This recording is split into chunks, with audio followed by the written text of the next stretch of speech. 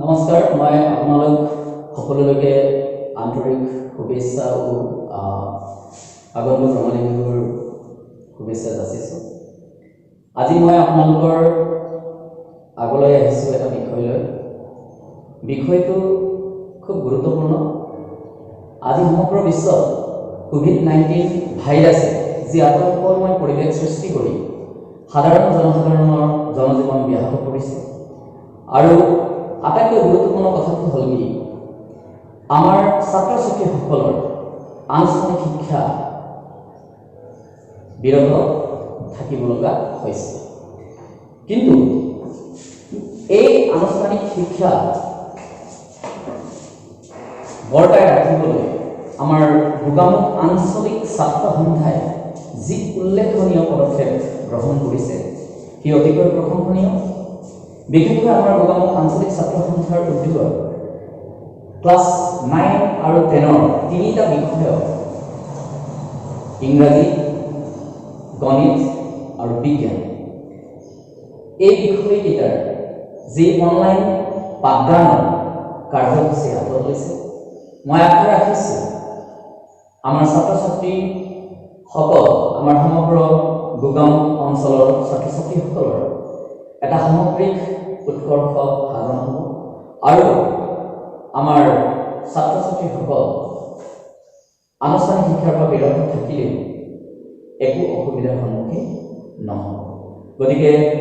মই ছাত্ৰ ছাত্ৰীসকলকো আশা ৰাখিছোঁ যে তোমালোকে মন পুতি প্ৰতিটো বিষয় ভালকৈ শিকিবা আৰু এনেকুৱা উল্লেখনীয় প্ৰশংসনীয় পদক্ষেপৰ বাবে আমাৰ গোগামুখ আঞ্চলিক ছাত্ৰ সন্থাক মোৰ পুনৰবাৰ মোৰ আন্তৰিক শ্ৰদ্ধা আৰু অভিনন্দন জনাইছোঁ। ছাত্ৰ ছাত্ৰীসকল, আজি আমি নতুন পাঠ এটা আৰম্ভ কৰিম। পাঠটোৰ নাম ক্লাছ 10 অষ্টম অধ্যায়ৰ ত্ৰিকোণমিতিক পৰিচয়। ত্ৰিকোণমিতিক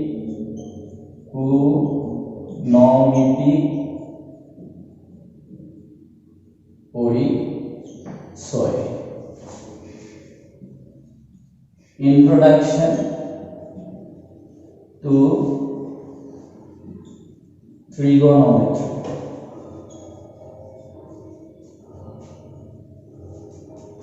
ছাত্ৰ-ছাত্ৰীসকল, ত্ৰিকোণমিতি এই শব্দটো গ্ৰীক ভাষাৰ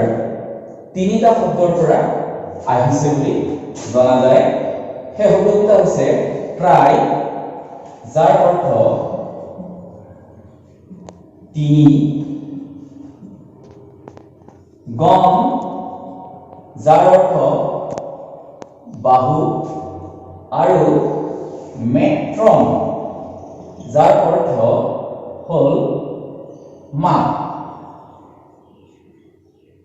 গতিকে ত্ৰিকোণমিতি হ'ল এটা ত্ৰিভুজৰ কোণ আৰু বাহুৰ মাপ কৰা ভাগ। গতিকে ত্ৰিকোণমিতি গণিতৰ এনেকুৱা এটা ভাগ যি ভাগক দূৰত্ব আৰু উচ্চতা নিৰূপণ কৰা এটা বিষয়। গতিকে ছাত্ৰ ছাত্ৰীসকল, ত্ৰিকোণমিতি আজি বহু আগলৈ আমি যদি উভতি চাওঁ, বেবিলনীয় ইজিপচিয়ান সেই সভ্যতাৰ সময়তো ত্ৰিকোণমিতিৰ কথা আমি জানিব পাৰোঁ। তেওঁলোকে ত্ৰিকোণমিতি ব্যৱহাৰ কৰি বিভিন্ন যোগ নিৰীখ কৰা দেখিবলৈ পোৱা যায়। লগতে দাৰ্শনিকসকলেও পৃথিৱীতে থাকি গ্ৰহ নক্ষত্ৰবোৰৰ দূৰত্ব নিৰূপণ কৰিব পৰা হৈছে। ছাত্ৰ ছাত্ৰীসকল, আটাইতকৈ গুৰুত্বপূৰ্ণ কথাটো হ'ল কি, ত্ৰিকোণমিতি বৰ্তমান যুগতো ভৌতিক বিজ্ঞান বা কাৰিকৰী বিজ্ঞানৰ এটা বহুলভাৱে পৰিচিত এটা বিষয়। গতিকে ত্ৰিকোণমিতি বুলি ক'লে আমি এটাই কথা মনত ৰাখিব লাগিব যে গাণিতিক প্ৰয়োগেৰে এটা ত্ৰিভুজৰ কোণ আৰু বাহুৰ মাপ কৰা এটা দিশ গতিকে ত্ৰিকোণমিতি বিশেষকৈ দুটা ভাগত ভাগ কৰিব পাৰি ভাগ দুটা হৈছে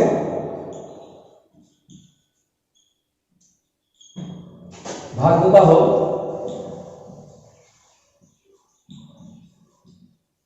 types of trigonometry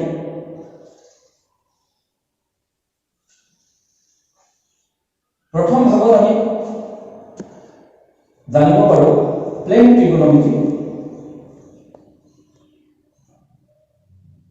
plan trigonometry যাক আমি সমতলিক trigonometry বুলি কওঁ সমতলিক trigonometry আৰু দ্বিতীয়তে spherical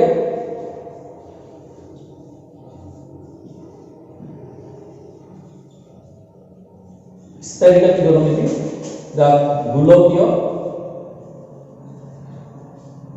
trigonometry বুলি জনা যায় কিন্তু ছাত্ৰ-ছাত্ৰীসকল এই বিষয়টো আমি যেহেতু তোমালোকৰ কাৰিকুলামত নাই আমি বিশেষকৈ আলোচনা কৰিম প্লেন trigonometry বিষয়ে এটা প্লেন trigonometry বিষয়টো আলোচনা কৰিবলৈ যাওঁতে ছাত্ৰ-ছাত্ৰীসকল এটা কথা মনত ৰাখিব লাগিব আমি trigonometry যিটো কোণৰ ধাৰণা সেই কোণৰ ধাৰণাৰ বিষয়ে জানি ল'ব লাগিব trigonometry কোণৰ ধাৰণা idea of angle in trigonometry কোণৰ ধাৰণাটো কেনেকৈ ল'ব পাৰি ছাত্ৰ-ছাত্ৰীসকল খুব সহজ কথা যদি আমি এটা স্থিৰ অক্ষ ছাত্ৰ-ছাত্ৰীসকল OX এই স্থিৰ অক্ষ সাপেক্ষে কোনোবা পৰাক্ৰমী ৰেখা এডালে যদি ঘড়ীৰ কাঁটাৰ বিপৰীত দিশত ঘূৰি কোণৰ সৃষ্টি কৰে এই কোণটোক আমি ধনাত্মক কোণ বুলি কওঁ ধনাত্মক কোণ আৰু যদিহে এই পৰাক্ৰমী ৰেখাডালে ঘড়ীৰ কাঁটাৰ দিশত ঘূৰি যদি কোণৰ সৃষ্টি কৰে তাক আমি ঋণাত্মক কোণ হিচাপে বিবেচনা কৰোঁ ঋণাত্মক কোণ গতিকে ছাত্ৰ-ছাত্ৰীসকল চোৱা যে ত্ৰিকোণমিতিক কোণৰ ধাৰণাটো আমি দুই ধৰণে পাওঁ এটা আছে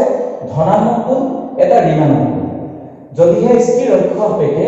কোনোবা পৰাক্ৰমী ৰেখা এডালে ঘড়ীৰ কাঁটাৰ বিপৰীত দিশত এই স্থিৰ অক্ষৰ লগত যদি কোণৰ সৃষ্টি কৰে সেই কোণটোক ধনাত্মক কোণ বুলি কোৱা হয় আৰু যদিহে ঘড়ীৰ কাঁটাৰ দিশত ঘূৰি কোণৰ সৃষ্টি কৰে সেই কোণটোক আমি ঋণাত্মক কোণ বুলি কওঁ that means if a revolving ray rotates and form an angle by moving anti-clockwise direction with a fixed ray or x then this angle is called positive angle and by moving in clockwise direction whatever angle formed that is regarded as negative angle suppose আমি জানিলো যে ত্ৰিকোণমিতি হৈছে অন্য একো নহয় যে ত্ৰিকোণমিতি হৈছে এটা গণিতৰ ভাগ যিটো ভাগত এটা ত্ৰিভুজৰ কোণ আৰু বাহুৰ মাপ জোখা হয় বা বাহুৰ মাপ নিৰূপণ কৰা হয় আৰু ত্ৰিকোণমিতিক আমি কোণৰ ধাৰণাটো আমি মনত ৰাখি থব লাগিব আৰু ইয়াৰ লগতে কোণৰ ধাৰণা পোৱাৰ পিছত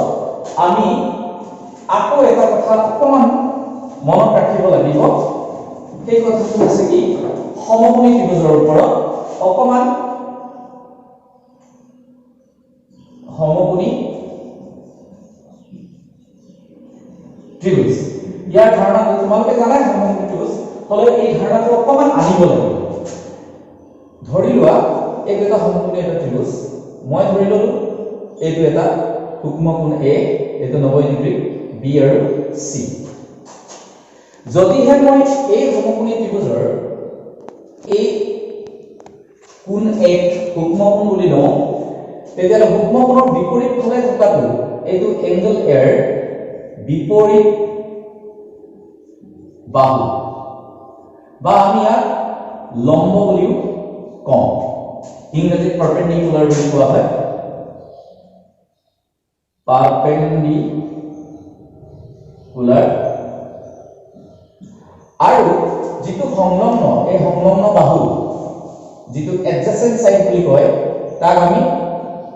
ভূমি বুলি ক'ব পাৰো এইটো বেস আৰু সমকোণৰ যিটো বিপৰীত বাহু সেইটো সদায় আমাৰ কৰ্ণ বা অতিভুজ বুলি আমি কওঁ ইয়াক আমি ইংৰাজীত কওঁ হাইপোটেনাস বুলি কওঁ ছাত্ৰ-ছাত্ৰীসকল এইখিনিতে কথা এটা মনত ৰাখিব লাগিব যদিহে আমি এই সমকোণী ত্ৰিভুজৰ সূক্ষ্মকোণ যদি এইটো লওঁ দ্বিতীয় ক্ষেত্ৰত চোৱা এবাৰ সমকোণ B তে থাকিলে কিন্তু আমি যদি এই কোণটো লওঁ C কোণৰ বিপৰীত বাহু যেটো হ'ব এই বিপৰীত বাহু এংগল C ৰ বিপৰীত বাহু যাক আমি লম্ব বুলি কওঁ আৰু সমকোণৰ বিপৰীত বাহুটো সদায় কৰ্ণ বা অতিভুজ বুলি কোৱা হ'ব যাক আমি হাইপোটেনাস বুলি কৈছো ইংৰাজীত আৰু এই কোণৰ C কোণৰ লগত যেটো সংলগ্ন হৈ থাকিব যেটো সংলগ্ন বাহু এইডাল এই সংলগ্ন বাহুটো সদায় আমি ভূমি বুলি কওঁ যাক আমি ইংৰাজীত বেস এইটো হাইপোটেনাস আৰু এইটো আমি পাৰপেন্ডিকুলাৰ বুলি আমি কওঁ গতিকে ছাত্ৰ-ছাত্ৰীসকলে এটা কথা গুৰুত্ব দি মন কৰিবা যে সমকোণী ত্ৰিভুজৰ সমকোণটোৰ বাদে যি সূক্ষ্মকোণ লোৱা যায় সেই সূক্ষ্মকোণৰ লগত সংলগ্ন যিটো বাহু সেইটোক আমি ভূমি হিচাপে লম আৰু এই কোণৰ বিপৰীত ফালে যিটো বাহু থাকিব তাক আমি কি লম লম্ব লম আৰু কৰ্ণ বা অতিভুজটো সদায় সমকোণৰ বিপৰীতৰ আটাইতকৈ দীৰ্ঘতম বাহুডালেই কৰ্ণ বা অতিভুজ একেধৰণে এই কোণৰ সাপেক্ষে এতিয়া ইয়াৰ বিপৰীত ফালে যেটো C কোণৰ যেটো বিপৰীত বাহু থাকিব সেইডালকে আমি লম্ব বুলি লম আৰু C কোণৰ লগত যেটো সংলগ্ন হৈ থাকিব সেই বাহুডালক আমি ভূমি হিচাপে লম গতিকে ছাত্ৰ-ছাত্ৰীসকল তোমালোকে সমকোণী ত্ৰিভুজৰ ক্ষেত্ৰত এতিয়া ভূমি আৰু লম্ব সেইটো নিৰ্ভৰ কৰিব তুমি কোনটো সূক্ষ্মকোণ লৈছা গতিকে ইয়াত তোমালোকে ভালকে মনোযোগ দি চাই লবা আৰু এই কথাটো জানিলে তোমালোকে পৰৱৰ্তী আমাৰ যিখিনি ত্ৰিকোণমিতিক অনুপাতৰ বিষয়ে আলোচনা কৰিম